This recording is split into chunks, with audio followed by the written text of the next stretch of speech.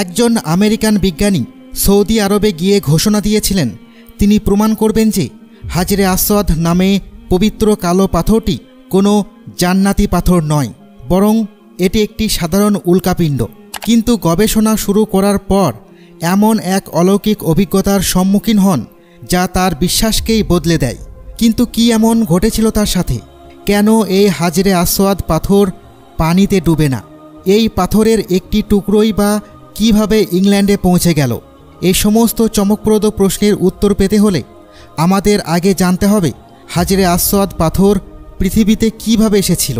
আর যদি আপনি একদিন এই পবিত্র কালো পাথরে চুম্বন খাওয়ার নিয়ত করে থাকেন তাহলে অবশ্যই কমেন্টে লিখুন। তাহলে চলুন শুরু করা যাক। আসসালামু আলাইকুম প্রিয় বন্ধুরা। আরবি ভাষায় এই পবিত্র বস্তুটিকে বলা হয় হাজরে আসওয়াদ, যাকে পবিত্র কালো পাথরও বলা হয়। এটি পবিত্র কাবার পূর্ব কোণে স্থাপিত এবং দীর্ঘদিন ধরে মুসলমানদের আগ্রহের কেন্দ্রবিন্দু হয়ে এসেছে। যদিও ইসলামে এর উপস্থিতি গভীরভাবে আধ্যাত্মিক ও প্রতীকী, এর প্রকৃত উৎস নিয়ে রহস্যটি বিভিন্ন মানুষদের কৌতূহল জাগিয়ে তোলে। হাজরে আসওয়াদের দীর্ঘ ও গভীর ইতিহাস রয়েছে, যা এটিকে ইসলামের সবচেয়ে গুরুত্বপূর্ণ পাথরের মধ্যে একটি করে তোলে। হজরত ইব্রাহিম আলাইহিসসালামের সময় থেকে নবী মুহাম্মদ সাল্লাল্লাহু আলাইহি ওয়াসাল্লাম পর্যন্ত এই পাথর পবিত্র কাবার একটি অংশ হিসেবে থেকে গেছে এবং এতে গভীর আধ্যাত্মিক গুরুত্ব নিহিত রয়েছে। হাজরে আসওয়াদ কীভাবে পৃথিবীতে এসেছে তা নিয়ে বিভিন্ন ঘটনা আছে। একটি বর্ণনা বলে যে যখন হজরত আদম আলাইহিসসালামকে জান্নাত থেকে পৃথিবীতে পাঠানো হয়েছিল তখন এই পাথরটিও জান্নাত থেকে নেমে এসেছে। এটি তাকে সেই সঠিক জায়গায় নির্দেশ দেওয়ার জন্যই ছিল যেখানে তিনি আল্লাহর প্রথম উপাসনালয় নির্মাণ করবেন। তবে সবচেয়ে প্রচলিত এবং গ্রহণযোগ্য ঘটনাটি হল হজরত ইব্রাহিম আলাইহিসসালাম এবং তাঁর পুত্র হজরত ইসমাইল আলাইহিসসালামের সাথে সম্পর্কিত। এই ঘটনা অনুযায়ী আল্লাহর আদেশে তারা কাবা নির্মাণের শেষ পর্যায়ে পৌঁছালে হজরত ইব্রাহিম আলাইহিসসালাম দেখলেন দেওয়ালের এক অংশে একটি ফাঁকা স্থান আছে। তিনি তার পুত্র ইসমাইল আলাইহিসসালামকে আদেশ দিলেন যেন সেই ফাঁকা স্থানের জন্য উপযুক্ত পাথর খুঁজে আনেন। হজরত ইসমাইল আলাইহিসসালাম সর্বত্র খুঁজেও সঠিক পাথর পাননি। যখন সে পিতার কাছে ফিরল তখন দেখল দেওয়ালে একটি সুন্দর ও দীপ্তিময় পাথর আগে থেকেই স্থাপন করা হয়েছে। সে তার পিতাকে জিজ্ঞাসা করল পাথরটি কোথা থেকে এসেছে। হজরত ইব্রাহিম আলাইহিসসালাম বললেন যে ফেরেশতা জিব্রাইল আলাইহিসসালাম এটি জান্নাত থেকে এনেছিলেন। হজরত মুহাম্মদ সাল্লাল্লাহু আলাইহি ওয়াসাল্লাম থেকে একটি অথেন্টিক হাদিস আছে যা হাজরে আসওয়াদ সম্পর্কে আরও তথ্য দেয়। তিনি বলেন যখন পাথরটি প্রথম জান্নাত থেকে নামল তখন তা দুধের চেয়ে বেশি সাদা এবং উজ্জ্বল ছিল, কিন্তু সময়ের সাথে সাথে এটি কালো হয়ে গেছে, কারণ যারা আল্লাহর কাছে ক্ষমা চাইতে এটিকে স্পর্শ করেছে তাদের পাপের কারণে ধীরে ধীরে এই সাদা পাথরটি কালো পাথরে রূপান্তরিত হয়েছে। আধুনিক যুগে হাজরে আসওয়াদের রহস্য এবং সৌন্দর্য এখনও মানুষের মনোযোগ আকর্ষণ করে। 2021 সালে সৌদি আরব সরকার উন্নত ফটোগ্রাফির কৌশল ব্যবহার করে উচ্চ রেজলিউশনের ছবি প্রকাশ করে। এই ছবিটির রেজলিউশন ছিল 49,000 মেগাপিক্সেল এবং এটি তৈরিতে 50 ঘন্টার বেশি সময় লেগেছিল। এই ছবির মাধ্যমে আমরা স্পষ্ট দেখতে পাই যে হাজরে আসওয়াদ সম্পূর্ণ কালো নয়, এতে হালকা ছায়া এবং এমন অনেক বিস্তারিত রয়েছে যা অধিকাংশ মানুষ আগে কখনো দেখেনি। কাবায় স্থাপিত মূল হাজরে আসওয়াদ ছাড়াও এর কিছু ছোট ছোট অংশবিশেষ বিশ্বের বিভিন্ন স্থানে রয়েছে বলে ধারণা করা হয়। তেমনই একটি অংশ তুরস্কের ইস্তানবুলে অবস্থিত সুলতান আহমেদ মসজিদে সংরক্ষিত আছে। আরেকটি খণ্ড ইংল্যান্ডের একটি জাদুঘরে রাখা হয়েছে এমনটা অনেকেই ধারণা করে। কিন্তু কিভাবে এই পবিত্র পাথরের একটি টুকরো ইংল্যান্ডে চলে গেল? ধর্মীয় ও ঐতিহাসিক গুরুত্বের কারণে হাজরে আসওয়াদ সর্বদা মানুষের এবং বিশেষ করে ভূতত্ত্বের গবেষকদের মনোযোগ আকর্ষণ করেছে। অনেকেই এই বিশেষ পাথরটি কিভাবে গঠিত এবং এটি কি থেকে তৈরি তা বুঝতে চেয়েছেন। এই কারণেই বৈজ্ঞানিক অধ্যয়নের জন্য হাজরে আসওয়াদের একটি টুকরো অবশেষে ইংল্যান্ডে পৌঁছায়, যেখানে এটি আরও কাছ থেকে পরীক্ষা করা যায়। অনেক বছর গবেষণার পর বিজ্ঞানীরা কালো পাথরের উৎস সম্পর্কে বিভিন্ন ধারণা উপস্থাপন করেছেন। একটি জনপ্রিয় তত্ত্ব ছিল যে পাথরটি একটি উল্কাপিণ্ড থেকে এসেছে। এই ধারণাটি এসেছে একটি উপগ্রহের উল্কাপিণ্ড ক্যাটালগ থেকে, যা কালো পাথরকে অ্যারোলাইট উল্কাপিণ্ড হিসেবে শ্রেণীবদ্ধ করেছিল।